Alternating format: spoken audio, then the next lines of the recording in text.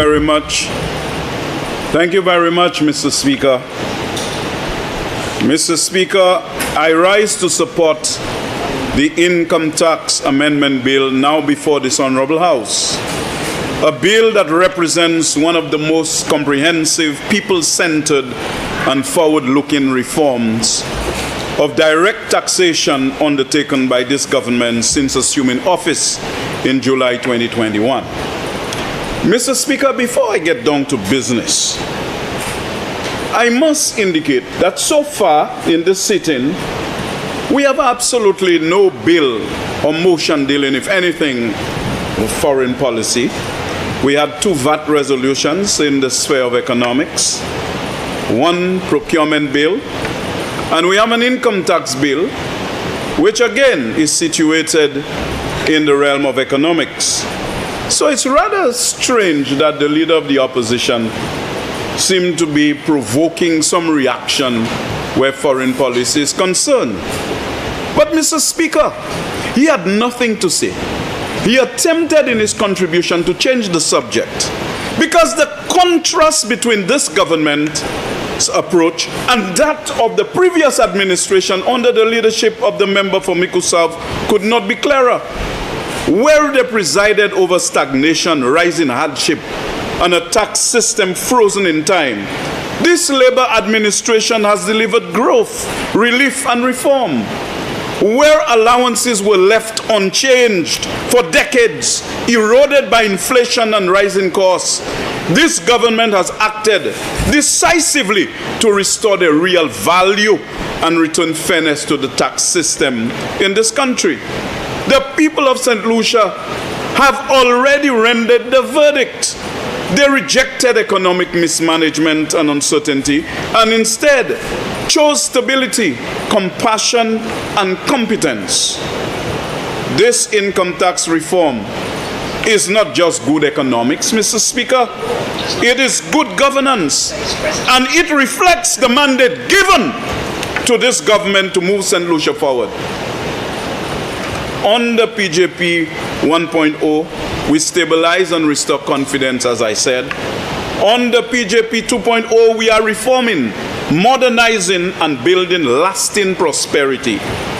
This bill is further proof that this government governs with purpose, delivers on its promises, and places people at the center of policy. This bill is not an isolated measure, Mr. Speaker. It is part of a deliberate and carefully sequenced tax reform agenda pursued under the leadership of Prime Minister Philip J. Pierre, an agenda that treats tax policy not merely as a revenue-raising tool, but as a central instrument of economic growth, social protection, and national transformation. So contrary to the tax burden he was talking about, I will demonstrate, using the very bill, that what the leader of the opposition was saying is completely out of whack with reality. At its core, Mr. Speaker, this reform agenda is driven by a simple but powerful economic principle. When citizens and businesses retain more of their income, disposable incomes rise, consumption expands, investment increases, and economic activity grows. Very simple. That philosophy has guided this government's approach to tax reform from PJP 1.0 to PJP 2.0, building on earlier direct tax reforms, Mr. Speaker. Mr. Speaker, this bill builds on earlier landmark reforms already implemented by this government, including the increase in PAYE threshold to 25,000 and the introduction of a simplified 3-band income tax structure of 15%, 20%, and 30%. These measures remove thousands of low-income earners from the tax net, simplified compliance, improved transparency, and delivered immediate relief to working families. Where is the burden, Mr. Speaker?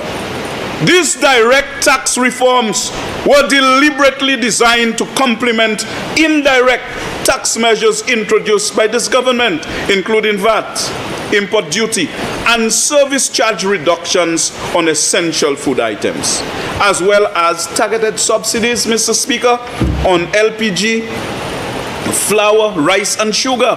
Together, these policies have cushioned the impact of global inflation, reduced the cost of living, and helped households maintain purchasing power. Thousands of St. Lucians benefited, Mr. Speaker. This integrated approach reflects sound macroeconomic management by reducing both the tax burden on income and the cost of essential goods. This government has increased real disposable income across the economy, Mr. Speaker. So what the member for Miku South was saying there is completely untrue. So he's on vacation these days. He comes there into this house, say whatever he wants. Don't pay attention to what is before us, and just team up with other people that want to destroy this government. But we shall make destroying us so costly that he cannot afford that. And we are going to do that via performance, by passing legislation that benefit the people of this country, Mr. Speaker, not by propaganda. This government been supporting domestic demand, business activity, employment, and sustained economic growth. Mr. Speaker, it's important to state clearly that many of the reforms contained in this amendment, particularly those increasing personal allowances, were announced by the Prime Minister in the budget address for fiscal year 2025-2026. So this is not a product of spontaneous combustion. The Prime Minister didn't just come into this house and decided this is what he's going to do at this point in time. He announced it in the 2025-2026 budget. This bill therefore represents the legislative implementation of commitments made openly to the people of this country, Mr. Speaker. This is not about fluff and bluff. It is also necessary to place those reforms in the proper historical context. Many of the personal allowances contained in the Income Tax Act have remained unchanged since the original enactment of the Act in 1989. From 1989, when 2026 has remained unchanged. Over more than 3 decades, inflation and rising living costs have significantly eroded the real value of these allowances, Mr. Speaker. Eroded the real value. In effect, Mr. Speaker, what once represented meaningful tax relief had over time become inadequate. This government has therefore taken decisive action to restore the real value of those allowances so that they once again reflect the economic realities faced by St. Lucian household. Mr. Speaker, a central pillar of this reform is the increase in the aggregate cap on allowable deductions from 30,000 to 40,000 effective 1st January 2025, Mr. Speaker. This adjustment ensures that taxpayers can fully benefit from the enhanced individual allowances without being constrained by an outdated overall ceiling. Mr. Speaker, by increasing the aggregate cap, the government is directly reducing taxable incomes and therefore lowering the overall income tax paid by citizens. Where is the tax burden? Invented by the leader of the opposition, and all he had to do was to run out of the chamber. This translates into increased disposable income, greater financial flexibility, and improved household resilience. Mr. Speaker, the increase in the mortgage interest allowance reflects the substantially higher cost of building and purchasing a home. Construction costs material prices, and financing requirements have risen sharply over time, resulting in larger mortgages for homeowners. What is this government doing, Mr. Speaker? This government's policy is clear. We want more St. Lucians to own their homes. The enhanced mortgage interest allowance forms part of a comprehensive housing strategy that includes 100% mortgage financing initiatives, housing development, and land regularization programs. Home ownership promotes stability, builds wealth, and strengthens communities. That's what it does. This is a government of compassion. And the leader of the opposition talk about burden. Where is the burden?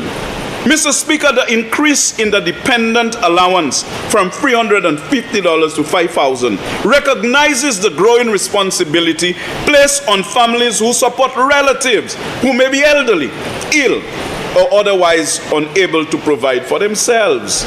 Family care remains a cornerstone of social support in St. Lucia, and this allowance acknowledges that reality while encouraging compassion and responsibility. Where is the tax burden? Where is the tax burden? Mr. Speaker, the cost of raising children has increased significantly over the years. Education, healthcare, transportation, and nutrition all place increasing demands on household budgets. The enhanced child maintenance allowance provides meaningful relief to parents and recognizes that investing in children is an investment in the nation's future. Mr. Speaker, this government has articulated a bold national objective: 1 university graduate per household. However, we are acutely aware of the rising cost of tertiary education. The increase in the higher education allowance from $5,000 to $10,000 is intended to ease the burden on parents and complement scholarships, student loans, and broader investments in education. Where is the tax burden as articulated by the leader of the opposition, who has disappeared again, just like he always does in times past? And we anticipate in future he'll be missing in action. Mr. Speaker, the increased allowance for savings at credit unions reflects this government's commitment to encouraging financial discipline and resilience. Savings strengthen households, reduce vulnerability to shocks, and support long-term financial security, while credit unions play a vital role in financial inclusion. Because it belongs to the people. These are grassroots organizations that help cushion the impact when things get rough. Where is the burden? Where is the tax burden?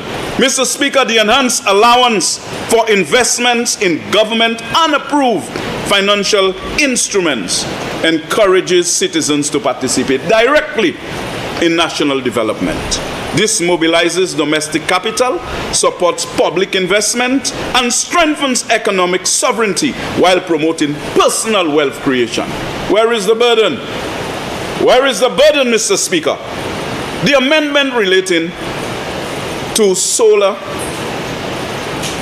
systems in this country, Mr. Speaker, is fully aligned with this government's national energy policy, which seeks to accelerate the transition to renewable energy, reduce dependence on imported fossil fuels, lower electricity costs, and enhance energy security. Energy policy is economic policy. High energy costs affect every household and every business, and reducing those costs improves competitiveness across the entire economy. What is the leader of the opposition talking about? The policy to allow the full deduction of expenditure related to the purchase and installation of those solar systems was announced in the budget address for fiscal year 2023-2024. That announcement formed part of a broader strategy to empower households and businesses to invest in renewable energy and reduce their long-term operating cost. However, Mr. Speaker, the legislative amendment required to give full effect to that policy was not enacted at that time. This bill therefore gives effect to what was always the government's intention by making the deduction retroactive for the income years 2023 to 2025. This is not an afterthought, Mr. Speaker. It is a matter of policy integrity and fairness. It ensures that taxpayers who acted in good faith based on the budget announcement are treated equitably and that government policy is applied consistently. By encouraging investment in solar energy, this amendment delivers multiple benefits. It lowers electricity costs for households and businesses, improves energy resilience, reduces foreign exchange outflows, and advances St. Lucia's climate and environmental commitments as articulated in St. Lucia's third nationally determined contributions submitted to the United Nations Framework Convention on Climate Change. It also aligns with VAT zero rating of selected components, ensuring that tax policy is coherent across both direct and indirect taxation. Mr. Speaker, this is how modern tax policy should function, aligned with national development objectives and designed to drive long-term structural change, Mr. Speaker. This is how competent administrations govern in such difficult circumstances. Mr. Speaker, the second major innovation in this bill is the introduction of a deduction of up to $50,000 for investments in cybersecurity, artificial intelligence tools, and information and communication technology training for staff. This amendment reflects again, Mr. Speaker, a clear understanding of the realities of the modern global economy. As our economy becomes more digital, cybercrime has emerged as one of the fastest growing threats to economic stability and national security. Businesses today store vast amounts of sensitive data, including personal information, financial records, and business intelligence. A single cyber attack can cripple operations, destroy consumer trust, and expose firms to significant financial and legal risk. Cybersecurity, Mr. Speaker, is therefore no longer optional. It is an essential cost of doing business in the 21st century. By allowing businesses to deduct investments in cybersecurity, this government is encouraging firms to protect their systems, safeguard data, and maintain confidence in St. Lucia as a secure place to conduct business, Mr. Speaker. What is the leader of the opposition talking about? But this amendment goes further. It recognizes that artificial intelligence is rapidly reshaping how businesses operate, compete, and grow. AI is transforming productivity, logistics, marketing, customer service, finance, and decision-making across the global economy, Mr. Speaker. Businesses that fail to adopt artificial intelligence tools will simply be unable to compete with those that do. Mr. Speaker, artificial intelligence is not a luxury reserved for large corporations. It is increasingly accessible to micro, small, and medium-sized enterprises. However, adoption requires upfront investment in training. This deduction lowers that barrier and sends a clear signal that this government wants St. Lucian businesses to be future ready, Mr. Speaker. The inclusion of ICT training for staff is equally important. Technology without skills delivers limited value. By encouraging businesses to invest in their employees, this government is strengthening human capital, supporting higher skilled jobs, and Member for Library, I did productivity. caution the member for Miku South about the relevance to the bill. I'm trying to No, understand. I talk about the allowance, you know. These are the allowances. I'm under the allowances, Mr. Speaker. And the allowances make reference to AI. Yeah, definitely, Mr. Speaker. I started. Tread carefully, member. You are stretching the bounds of this bill. I'm not aware I'm stretching, but you see, Mr. Speaker, you're the authority in this honorable house, and I shall be obedient. I shall be obedient to your instructions. But I know for a fact, as night follows day, that I am not straying away from the center line of the argument. What I'm saying is not at the center anymore. You're almost at the periphery. No, not at all. I'm on the center line. But member, please strike. But I shall proceed, Mr. Speaker. Mr. Speaker, this bill complements the exemption of pension income from taxation, recognizing that retirement income should not be taxed twice and that pensioners deserve dignity and security.